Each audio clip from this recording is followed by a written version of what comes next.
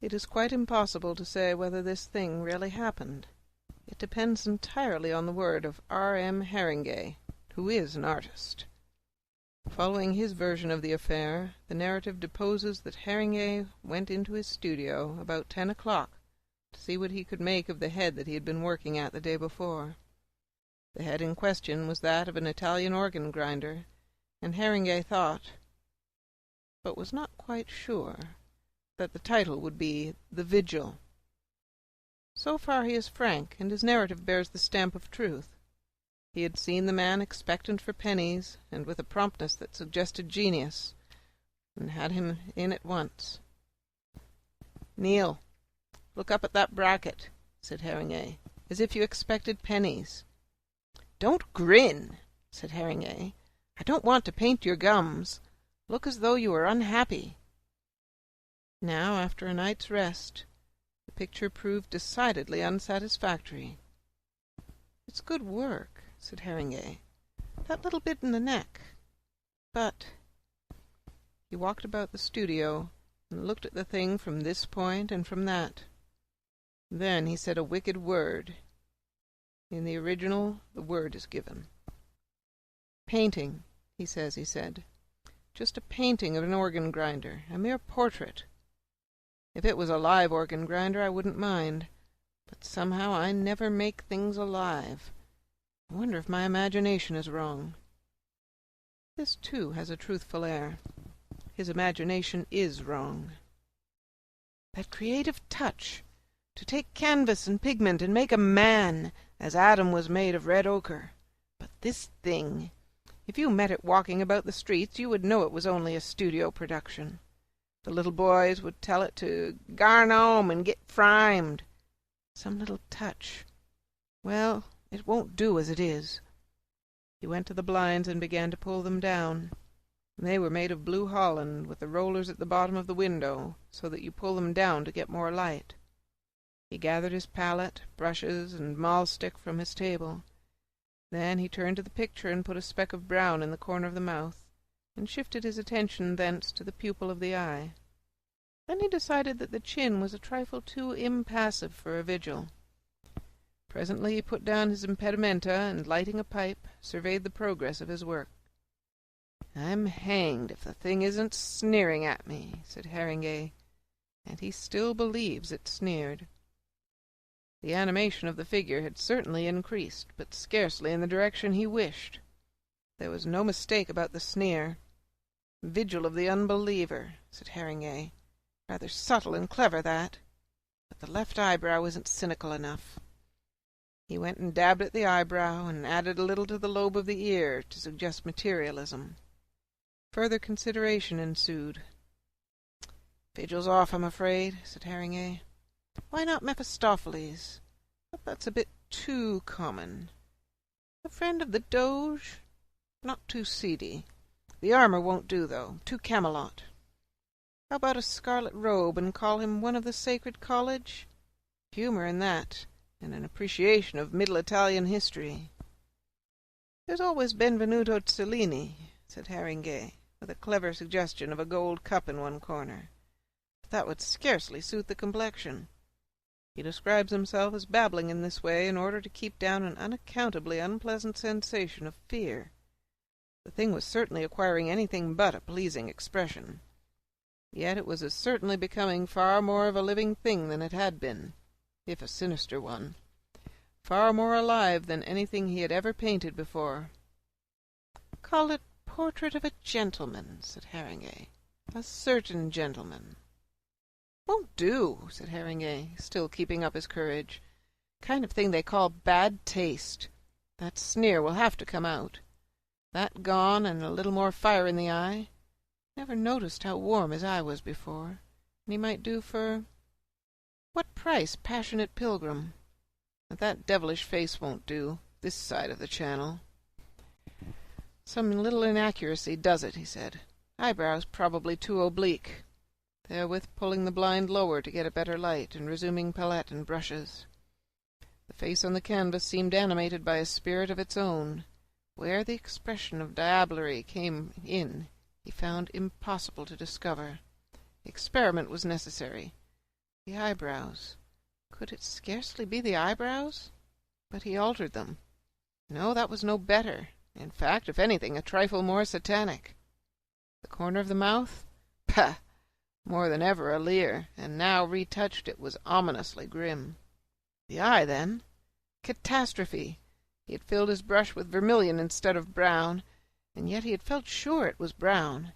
The eye seemed now to have rolled in its socket and was glaring at him, an eye of fire.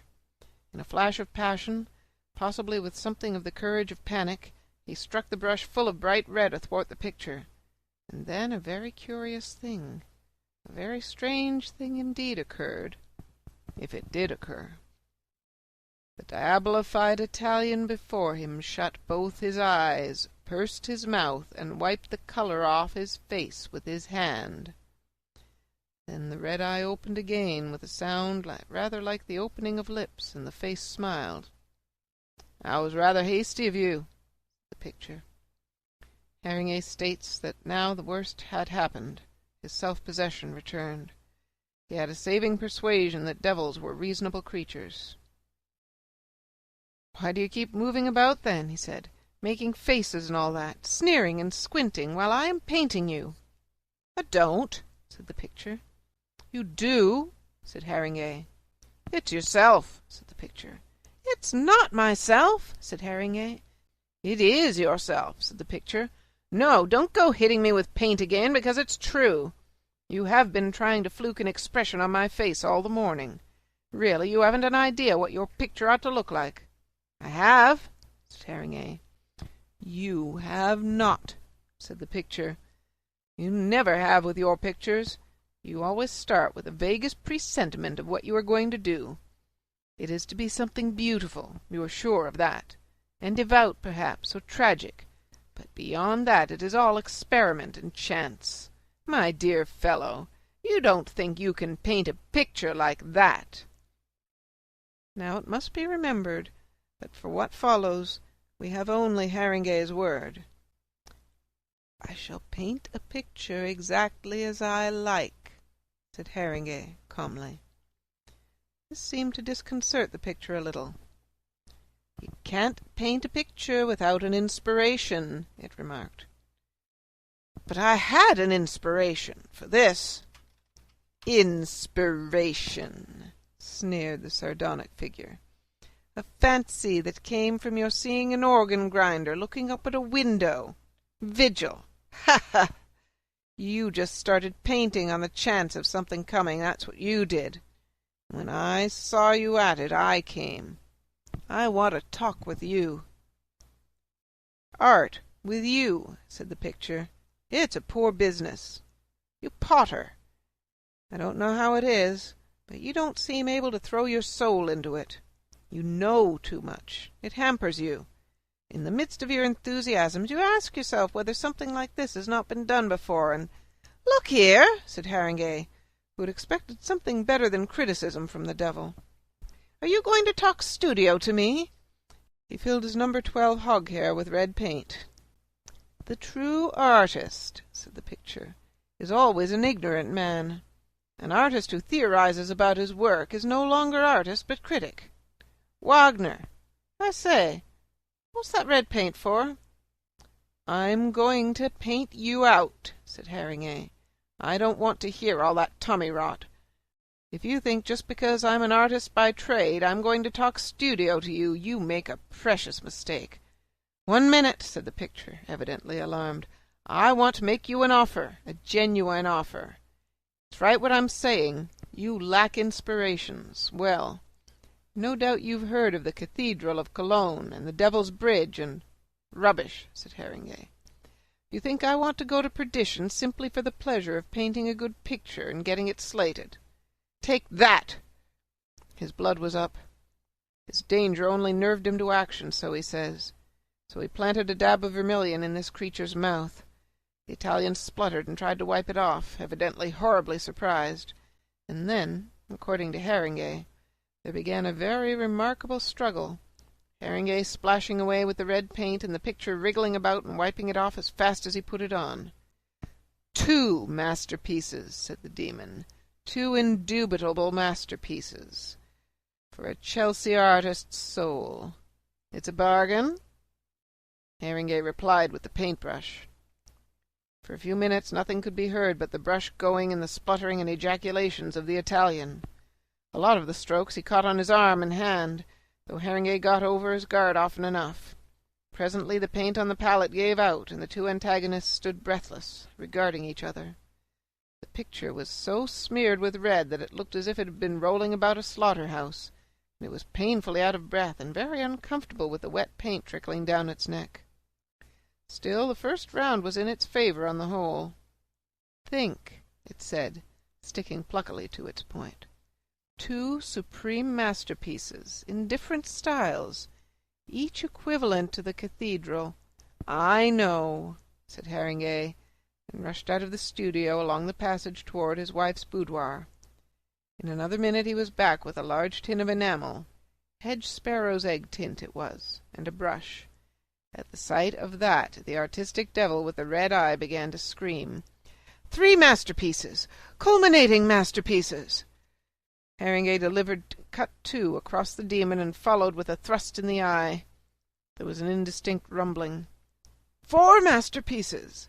and a spitting sound. But Harringay had the upper hand now and meant to keep it. With rapid, bold strokes he continued to paint over the writhing canvas until at last it was a uniform field of shining hedge-sparrow tint. Once the mouth reappeared and got as far as "5 master!" before he filled it with enamel, and near the end the red eye opened and glared at him indignantly. But at last nothing remained save a gleaming panel of drying enamel. For a little while a faint stirring beneath the surface puckered it slightly here and there. But presently even that died away, and the thing was perfectly still. Then Harringay, according to Harringay's account, lit his pipe and sat down and stared at the enamelled canvas, and tried to make out clearly what had happened. Then he walked round behind it, to see if the back of it was at all remarkable. Then it was he began to regret that he had not photographed the devil before he painted him out. This is Harringay's story, not mine. He supports it by a small canvas, 24 by 20, enamelled a pale green, and by violent asseverations. It is also true that he never has produced a masterpiece, and in the opinion of his intimate friends, probably never will. Check out some of my other videos. Don't forget to like and subscribe to the channel. New videos every day. Good luck, and take care of yourself.